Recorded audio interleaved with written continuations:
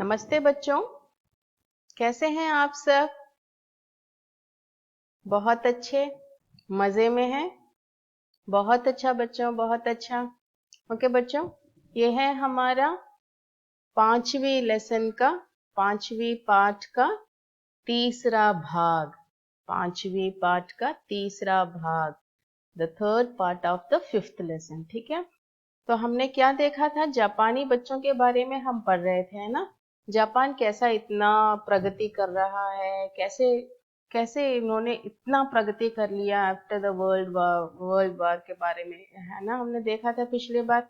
सो एक छोटा सा पुनरावृत्ति कर लें फिफ्थ लेसन का, जो हमने सेकेंड पार्ट पे पढ़ा था।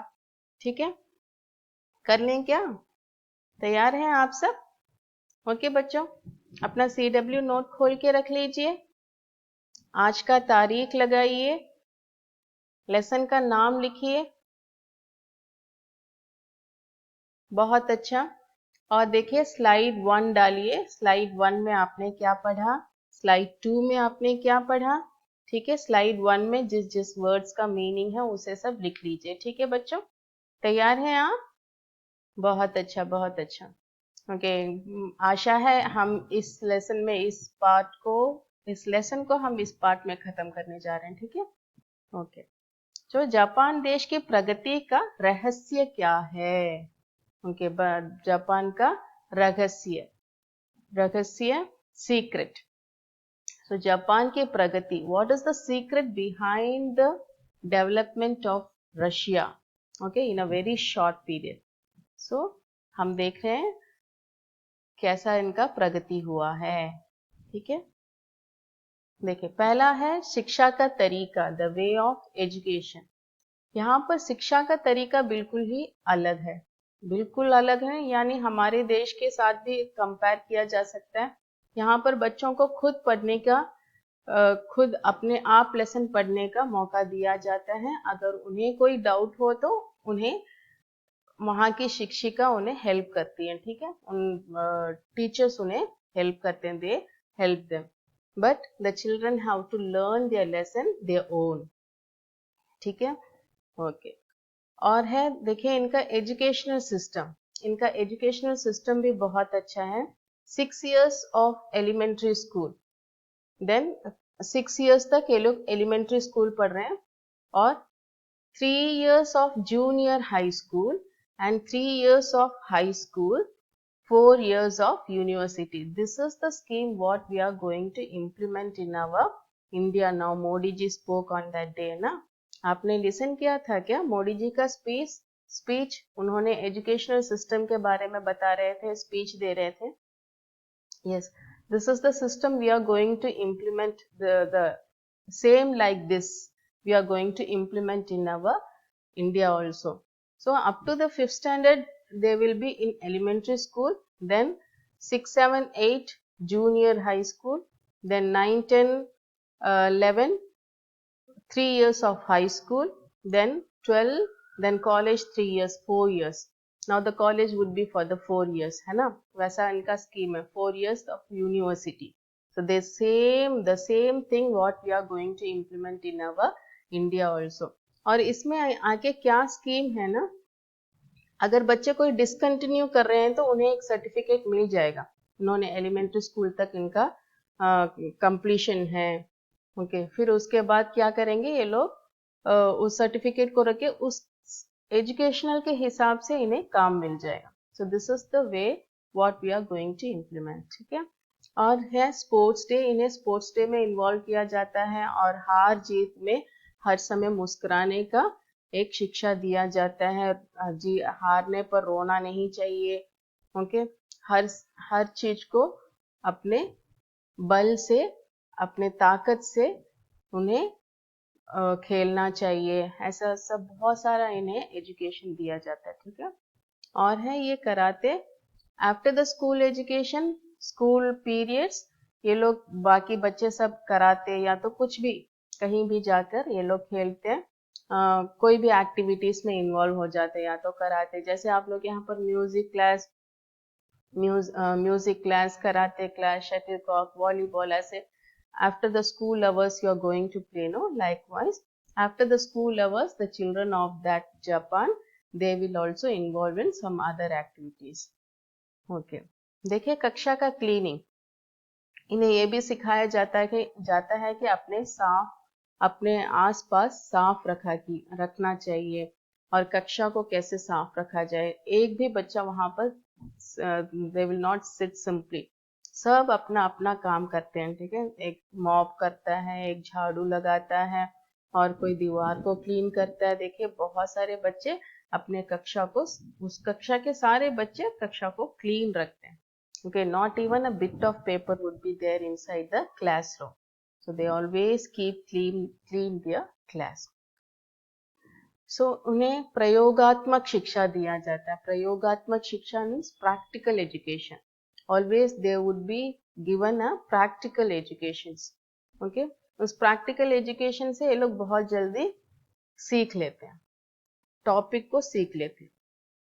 और देखिए बचपन से ही इन्हें देशभक्ति का भाव इनके अंदर क्रिएट किया जाता है ताकि ये अपने देश के लिए काम करें।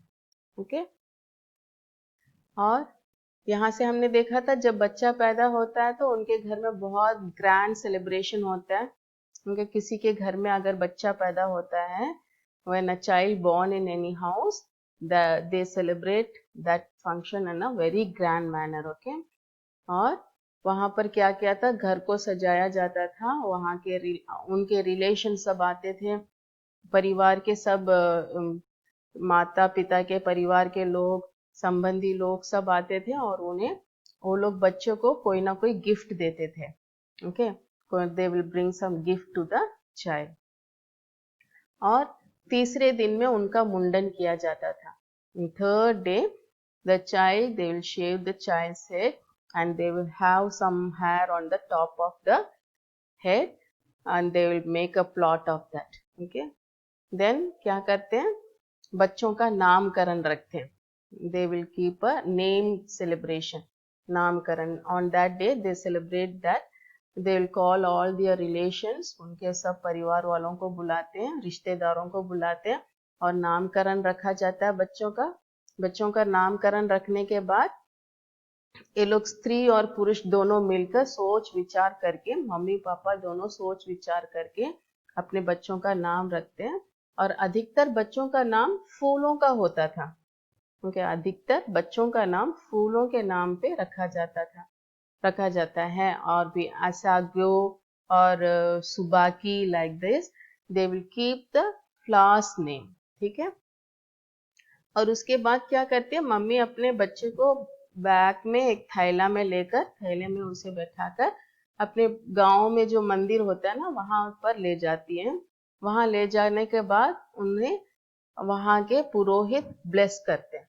देखिए वहां के पुरोहित उन्हें ब्लेस करते हैं। They bless the child, they take the child to the nearby temple which is there inside their village and then they will, the purohit, the saint of that temple, they bless the child. So this is the thing which we saw in the second part. Okay, second part में हमने ये सब देखा था, recall कर लीजिए। आशीर्वाद is a blessings। ठीक है, और देखिए अभी हम कहाँ जा रहे हैं। हाँ, जापानी बच्चों की शिक्षा का तरीका अलग है। वहां बच्चों को पढ़ाई के लिए डांटते नहीं हैं, बल्कि वे बच्चों को खुद से सीखने को प्रेरित करते हैं। So if the child is making any mistake, the teacher will never scold them. Okay, this is the thing how the children are learning in the Japan. जापानी बच्चों की शिक्षा means education। लिख लीजिए, शिक्षा means education। तरीका the way, तरीका the way, right। अलग है, differently, it is different। वहां बच्चों को पढ़ाई के लिए, you are not learning, sit and learn, they will not at all scold like this। open your book, sit, don't sit simply, learn something। okay, take your book, learn this one, learn that one, tomorrow there is a test, learn। likewise they will never scold the child। Okay, हमारा system भी अभी बदलने वाला है। But यहाँ पर हम क्या अपेक्षा करते हैं कि बच्चे पढ़ें और एग्जाम में बहुत सारा मार्क लें। है ना. This is a way. Mark is not at all important. Knowledge is important, and that too skill is very important. How the skill will be developed? Skill कैसे develop किया जा सकता है? Through practical. Through practical skill is developed. Through learning knowledge is developed. But knowledge and skill is different. है ना. तो वहाँ के क्या करते हैं, जापान के लोग बच्चों को डांटते नहीं है, वो पढ़ो, ये पढ़ो, उसे पढ़ो, इसे पढ़ो, नहीं. वो लोग बच्चों को ऐसा कभी नहीं करते, बल्कि बच्चों को खुद पढ़ने की प्रेरित करते हैं. You learn yourself. Take any subject, you learn yourself. You have any doubt, I will clarify. Just that's the position of the teacher over there. Okay. बच्चे अपने आप खुद पढ़ते हैं, so उन्हें पढ़ने का स्किल भी उन्हें मिल जाता है. They will motivated to learn themselves, so they will increase their knowledge. They will find out something. They will try to find out what is this, what is that. They will try to understand, isn't it? इसमें क्या होता है, उन्हें उनका knowledge बढ़ जाता है. ठीक है. So this is the way how the शिक्षा is going there in the Japan. Japan में ऐसा ही शिक्षा दिया जाता है. ठीक है. और देखिए, अध्यापिका बच्चों की निगरानी रखती है और उनकी जरूरतों का ध्यान रखती है. अध्यापिका is a teacher. She always take care of the children. Nigrani means to see what the child is doing. She will not try to explain, she will not try to interfere in their education, what they are learning. She will just simply sit and see what each child is doing. वो क्या कर रहा है, because they should not do anything wrong. Okay. So जब वो गलती करने जाते हैं, तब जाके शिक्षिका उन्हें प्रेरित करती है कि no, should not do like that. Okay. So until then she will be sitting alone and she will watching. Nigrani means to watch. निगरानी का मतलब है to watch. और उनकी जरूरतों का ध्यान रखती है. वो जरूरत means needs. Zarurat means needs. So she take care of their needs, whatever they need. If they are doing some practical things, if they want to do some practical, they need some materials, isn't it? The children need some materials. So when they will ask to teacher, the teacher has to give those materials to them. Whatever material they are asking, the teacher has to supply those materials to them to do the practical. Okay. Likewise, जरूरत means need. निगरानी to watch. ठीक है. समझ में आ रहा है बच्चों आपको? बहुत अच्छा. ओके. और देखिए, गलती करने पर माता पिता बच्चों को बिगड़ने के बजाय बड़े प्यार से उन्हें समझाते हैं. So there are parents. What is the role of the parents there? Even the parents, they will never scold the children. You are not taking that much of mark. You are not coming to the first position. You are always in the last position. Last rank. You are getting only the last rank. No. है ना?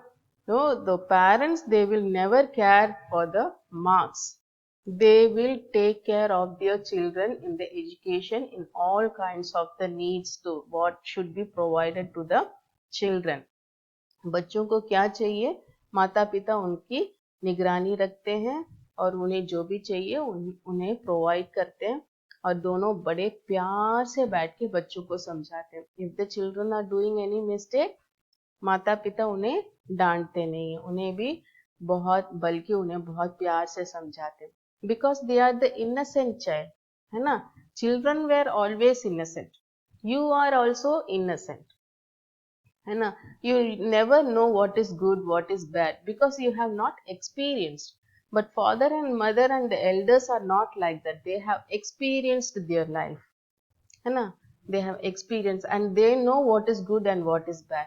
So बच्चों, जब माता पिता आपको कुछ कह रहे हैं, मन नहीं करो, ऐसा मत करना, ऐसा, उसे मान लीजिए. You have to take it. You have to take it their advice. Because they are experienced. You are not so experienced. You don't know what is good and what is bad. They know what is good and what is bad. Okay बच्चों, जब भी माता पिता आपको कुछ advice करते हैं, उसे बहुत प्यार